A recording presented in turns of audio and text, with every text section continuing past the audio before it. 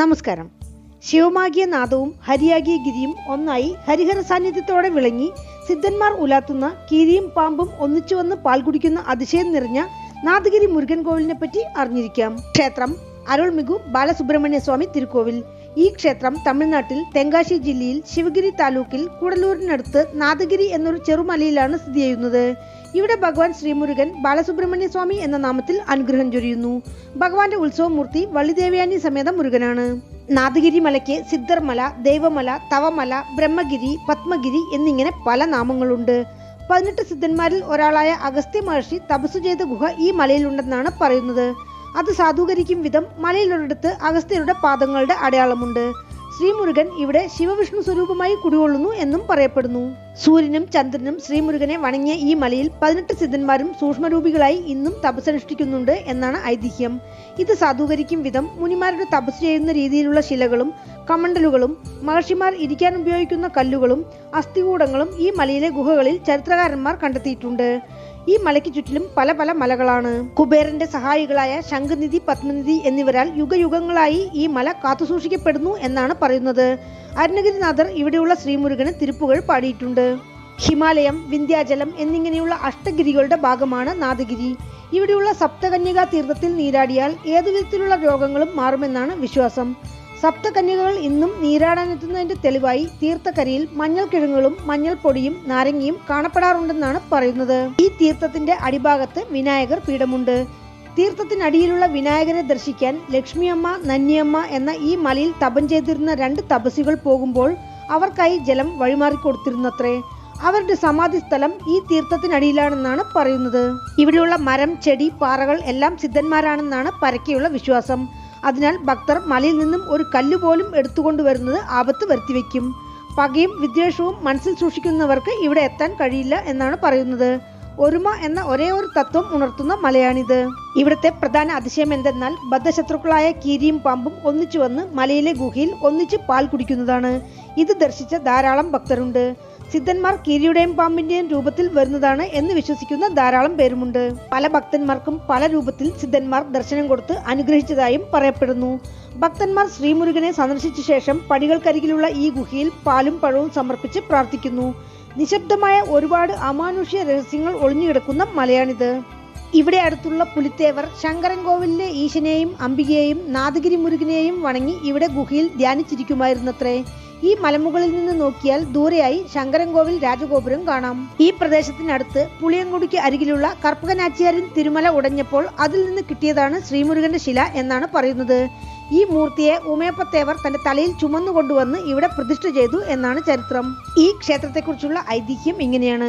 യുഗങ്ങൾക്ക് മുമ്പ് ദേവേന്ദ്രന്റെ മകൻ ജയന്തൻ അസുരന്മാരെ ഭയന്ന് കാടുകളിൽ അലഞ്ഞുകൊണ്ടിരിക്കെ ശിവഭഗവാൻ അദ്ദേഹത്തിന് ദർശനം കൊടുത്ത് നാദഗിരിയിൽ പോയി തപസ് ചെയ്യാൻ നിർദ്ദേശിച്ചു.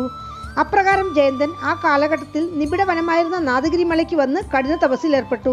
അസുരന്മാരെ നശിപ്പിച്ച് ഈ വഴി വന്ന ശ്രീമുരുകൻ ഇവിടെ തപസ് അനുഷ്ഠിക്കുകയായിരുന്ന അഗസ്ത്യർ, ഹനുമാൻ, വസിഷ്ഠർ, വിശ്വാമിത്രർ, വാമദേവർ എന്നിവർക്ക് മുന്നിൽ വെച്ച് ജയന്തന് ദർശനം കൊടുത്ത് നല്ല മനോബലം നൽകി അനുഗ്രഹിച്ചു. പിന്നീട് ഈ മഹർഷിമാരുടെ അഭ്യർത്ഥനയെ തുടർന്ന് ലോകനന്മയ്ക്കായി ശ്രീമുരുകൻ ഇവിടെ കുടികൊണ്ടു എന്നാണ് പറയുന്നത്. ശ്രീമുരുകന്റെ ദർശനം കണ്ട ദേവന്മാരും മഹർഷിമാരും ഓം നമഃ ശിവായ എന്ന് ഘോഷം മുഴക്കെ ആ നാദം അങ്ങ് കൈലാസം വരെ എത്തി എന്നാണ് പുരാണങ്ങൾ.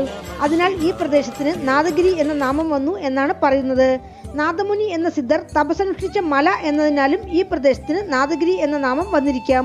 മനോഹരമായ പ്രവേശന കവാടം കടന്ന് നാദഗിരി മലയിലേക്ക് കയറുവാൻ ഏകദേശം 170ഓളം പടികളുണ്ട്. മലയടി വാരത്തിൽ തങ്കവേൽ സ്ഥാപിച്ചിരിക്കുന്നു. അവിടെയുള്ള പീഠത്തിൽ തൊട്ട് അഹങ്കാരവും പകയും ഉപേക്ഷിച്ച് നിർമ്മല ചിത്തരായി ഭക്തർ പടികളേറുന്നു. കുറച്ച് പടികൾ കയറി മേലെ പോയാൽ 18 സിദ്ധന്മാരുടെ പ്രതിഷ്ഠയും കാമധേനു ശിവലിംഗത്തിന് പാൽ ചുരുത്തുന്ന ശില്പവും എതിരിൽ നാദഗിരി സിദ്ധർ ഗുഹയും. ഈ ഗുഹയിലാണ് പാമ്പും കീരിയും ഒന്നായി വന്ന് പാൽ കുടിക്കുന്നതെന്നാണ് പറയുന്നത്. അവിടെ ഒരു ശിവലിംഗം പ്രതിഷ്ഠിച്ചിട്ടുണ്ട്. ഒരുപാട് താഴ്ചയുള്ള ഒരു ഗുഹയാണത്. അവിടെ ഇരുന്ന് ധ്യാനിച്ചാൽ സിദ്ധന്മാരുടെ അനുഗ്രഹം സിദ്ധിക്കും എന്നാണ് വിശ്വാസം. കുറെ വർഷങ്ങൾക്ക് മുമ്പ് ഒരു സ്ത്രീ സിദ്ധർ അവിടെ തപസ്സനുഷ്ഠിച്ചിരുന്നതായും വിവരങ്ങളുണ്ട്. അതിനടുത്തായി കൽ അത്തി മരത്തിനടിയിൽ പാറയിൽ ഒരു വറ്റാത്ത തീർത്ഥം. അരികിൽ ദക്ഷിണാമൂർത്തിയുടെ ചിത്രം വരച്ചിരിക്കുന്നു. ഇതാണ് സപ്തകന്യകകൾ നീരാടിയതായി പറയപ്പെടുന്ന തീർത്ഥം. കുറച്ചുകൂടി പടികൾ കയറി മേലെ പോയാൽ പാറയിൽ അഗസ്ത്യർ പാദം, ആഞ്ജനേയർ, അഗസ്ത്യർ ലോപമുദ്ര പ്രതിഷ്ഠകൾ, തിരുച്ചി മലക്കോട്ടയിലേതുപോലെ മല ഉച്ചിയിൽ ഉച്ചിപ്പിള്ളിയാർ സന്നിധി. ഏറ്റവും മുകളിലായി 3 നിലയുള്ള ചെറിയ ഗോപുരത്തോടെയും ഒരു മണ്ഡപത്തോടെയും കൂടിയ ബാലസുബ്രഹ്മണ്യ സ്വാമി തിരുക്കോവിൽ.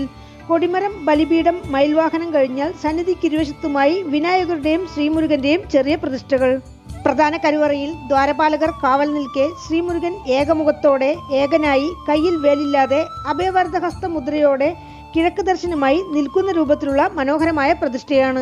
ശ്രീമുരുകൻ അഭയവരദഹസ്ത മുദ്രയോടെ നിൽക്കുന്ന പ്രതിഷ്ഠകൾ അപൂർവമാണെന്നാണ് പറയുന്നത്. ഈ ക്ഷേത്രത്തിൽ ദീപം തെളിയിച്ച് പ്രാർത്ഥിച്ചാൽ ജീവിതം പ്രകാശമയമാവും എന്നാണ് വിശ്വാസം. ക്ഷേത്രത്തിന്റെ കന്നിമൂലയിൽ പ്രത്യേകം സന്നിധിയിൽ കന്നിമൂല ഗണപതിയുമുണ്ട്.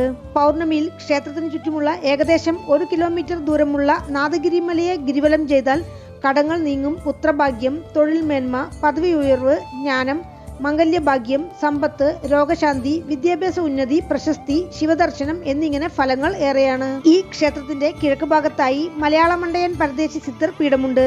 ഈ സിദ്ധരുടെ ജീവസമാധിയിൽ പ്രാർത്ഥിക്കുന്നവർക്ക് ഉടനടി അവർ ആഗ്രഹിച്ചത് നേടാൻ കഴിയും എന്നത് ഇവിടം സന്ദർശിക്കുന്ന ഭക്തരുടെ അനുഭവ സാക്ഷ്യമാണ്. ജീവസമാധിക്ക് മേലെ ഒരു ശിവലിംഗം പ്രതിഷ്ഠിച്ചിരിക്കുന്നു. പൊതുവെ സിദ്ധന്മാരുടെ സമാധി സ്ഥലങ്ങൾ ശക്തി അധികം ഉള്ളവയാണെന്നതൊരു സത്യമാണ്. ക്ഷേത്രവൃക്ഷം കൽ അത്തിമരം, ക്ഷേത്രതീർത്ഥം കൽ അത്തിതീർത്ഥം. ആഗമവിധി പ്രകാരമുള്ള 3 കാല പൂജകളാണ് ക്ഷേത്രത്തിൽ അനുഷ്ഠിക്കുന്നത്.